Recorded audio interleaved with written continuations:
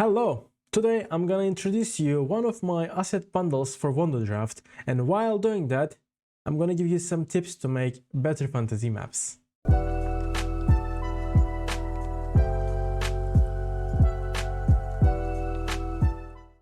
Hello and welcome back. My name is Mr. Zolo. I'm a fantasy cartographer and world builder. I'll jump right to the topic. With this bundle, you can make maps that covers most of your basic needs. It has 1,300 plus assets. Damn, that does sound good. It is very friendly for beginners or mid-level cartographers. I feel like barping all the time. All these assets are custom colorable in Wonderdraft. The images you see don't show the actual color of the assets. And whichever you like, you can just go in it once it is imported in Wonderdraft and change it. Like, for example, I want this darker, or I want this to be an orange tree with a gray bottom and a purple house. You can do it. So tip number one goes for adding compasses and borders. When you change the size of your assets, scrolling the mouse button, the middle button, it jumps like 5s or 10s. But when you click on the asset, you can assign a more detailed number. For example, this part is 51. If I would use a 50 in this part, I wouldn't be able to position it like this. It would be more on the edges. It would be bigger or smaller. But when I assign numbers there, it helps me to adjust them. For example, guys, this one here looks like it is just one solid drawing, right? Behind this yellow bar. But it's actually not. Voila. Nice. But I make it look like it's a one piece. It's continuing from the border to the inside of the map. Same for overlapping. If I needed a smaller sized border piece, but I didn't have enough space, I could just overlap this like this. And like you see, if the end was here, I could just overlap the repeating part and finish the border. You don't need to attach it edge to edge. There is more. Some other assets that are included in the bundle. What tip could I give about this?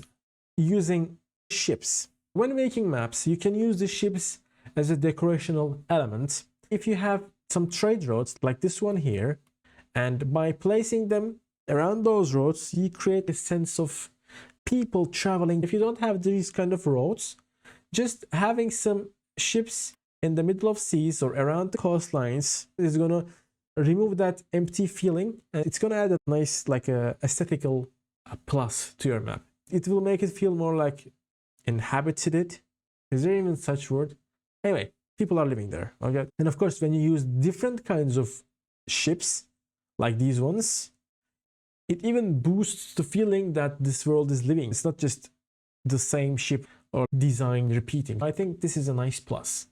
Now let's jump to the next image. We have mountains, volcanoes, and cliffs. Let me combine these two with the mesas, and like these are some terrain features. So let me give you a tip about the terrains.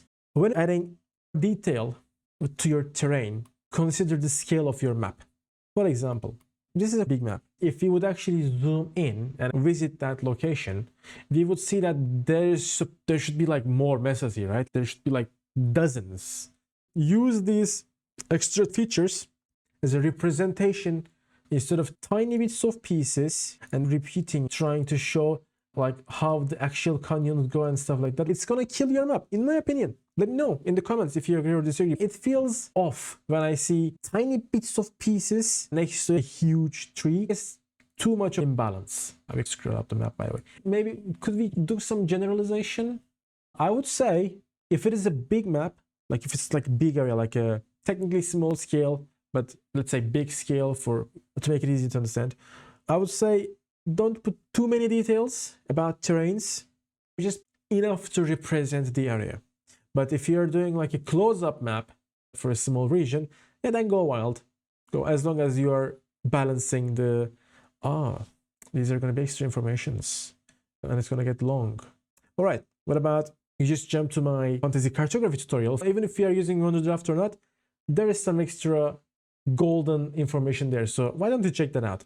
And now let's move to the next image. The trees. Yep, the trees we have in the bundle. About trees, I have a nice tip for you. So when you're using the assets in Wonderdraft, there's two types of coloring: simple coloring and custom coloring. Simple coloring is when you brush it, assets pick the color from the ground. or from the brush. The custom color, on the other hand, is when you assign colors to it. So when using the trees, I place the simple color, then add custom colored trees in the front line so that the bottom of the trees also look colored, but actually the asset behind it is just one color. Or I make the outline with the custom colored trees and fill them with the sample colored trees, like you can see here. For example, another example, I make the outline and I fill it. This allows me to add so much more shading into the forest while still being able to color the bottoms of the forest. Sometimes my genius is... it's almost frightening. So I think this is a cute tip if you're using Wonderdraft, and if you're not using Wonderdraft, what else can I give? What can I say for you? What tip could I give you? Use Wonderdraft.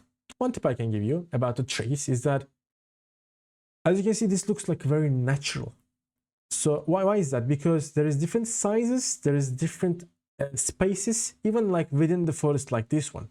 So instead of creating forest that looks like big blocks and chunks, try to dissolve them into smaller pieces and maybe throw in some extra spaces even within the forest, even if it's the center of the forest. Like, for example, this one is like on the edge covering a lake. This one is here having a gap. This one is here having a little gap, like a little space in it. Like this one has a space around the river, but this one doesn't. The river just directly comes out from the forest. Like these kind of varieties, if you're using assets or not, doesn't matter, is gonna add beauty and realism to your forest. This is extra. It's not just out of generosity, but still, watch my tutorial. There is so much more there. And one more tip. Let me go to the next image in the bundle. The ground assets, their purpose is to fill spaces. For example, imagine if I didn't have these lines here. That place looks more empty, right? There is so much space there, negative space there. But when you have them, you can remove the feeling of emptiness, or you can enhance by adding some extra details. For example, let's say it's a demonic area, right? Crazy mountains, like ragged and sharp. Feed it with these things. Maybe it's an orcish area. You can even combine these with settlements. If I wanted to add more detail, I could color it and bring it back so there's some more layers to it. So these kind of assets, they are good to enhance the feeling of the biome or remove negative spaces in the maps. That's the bundle. 4 people has effort in these bundles, and it took more than 3 years. Also, when you get these, you're also supporting us, supporting our creativity. Don't think of it just getting some assets and making some maps. That's a lot of support for us. Trust me in that. I'm gonna make more videos like this, and every time I make a video introducing a bundle, I will try to give tips about that. I hope it's gonna be helpful. Thank you very much for watching, and I'll see you in the next one. Bye.